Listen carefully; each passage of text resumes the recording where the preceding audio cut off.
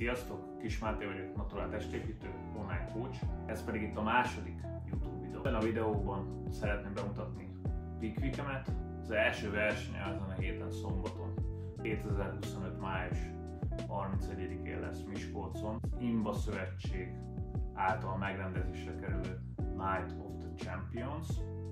Igazából már tegnapi napon elkezdtem a Peak Week-et, a hét jelenti a versenyet, a felkészüléseket. Szeretném bemutatni ebből a videóba, hogy hogyan is fog lezajlani ez a hetem. Na, legfontosabb dolog, gyakorlatilag már 2 hete elkezdtem ezeket a folyamatokat. Az egészet azzal, hogy a víz, illetve a sófogyasztásomat írtam minden egyes nap.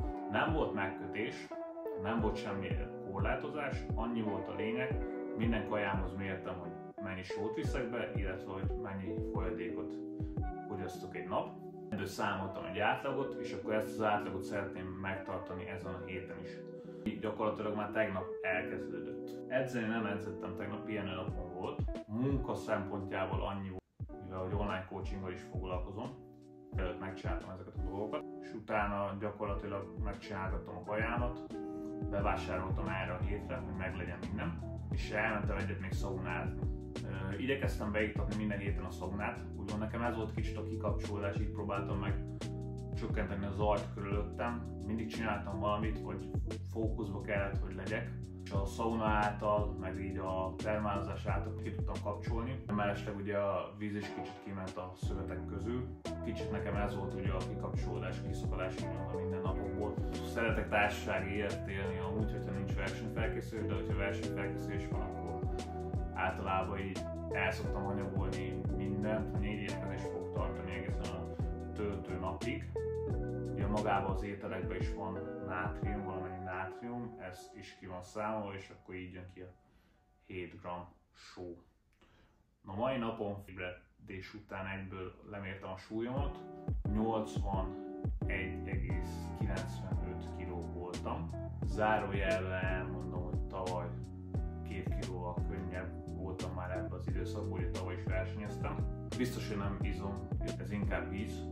Reménykedem benne, hogy így a Peak Week hatására ki fog menni, nem fogok annyit állni, nem fogok annyit kardiózni. Az edzéseknek az intenzitását is visszaveszem, próbálok pihenni, meglátjuk, hogy milyen ki belőle majd. A súlyom lemérése után elfogyasztottam 3 deci vizet, megittem egy kávét, majd jött a szokásos reggeli pózolásom.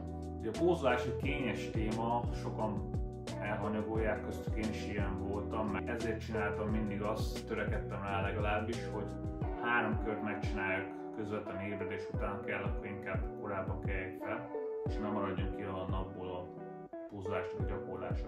Azt terveztem el, hogy reggel, délben és este is fogom nézni a formát, figyelem a testemnek a jelzéseit. Tegnapi napon fehérjém az 240 g volt, a szénhidrátom 160, a zsírom pedig 40 g. Mai napon lejjebb vittem még a szénhidrátot 140-re, és csinálok egy ilyen ürítést, szénhidrát ürítést. Ezáltal is picit próbálom a vizet kitolni, tehát nem csak a tegnapi mai nap lesz a szénhidrát ürítésnek a napja, hanem holnap is még ürítek, valamint szerdán, csütörtökön kezdem majd a töltést.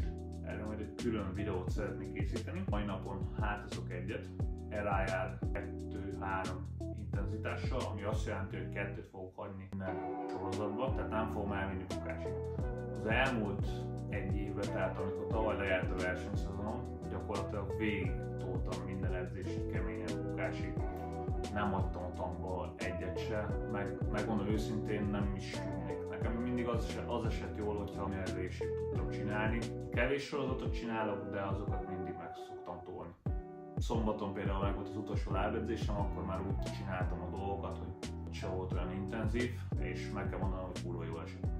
Ott volt az utolsó kardióm, mai napon 10.000 lépést még meg szeretnék tenni, és akkor mai napra 7 g só van, 4 étkezés, a második, harmadik, negyedik étkezésem ezt teszek 1,5 g sót, az első étkezésem 40 g riskása, 100 g fagyasztott vörös ákonya, 80 g tejsavófehérje volt mondula.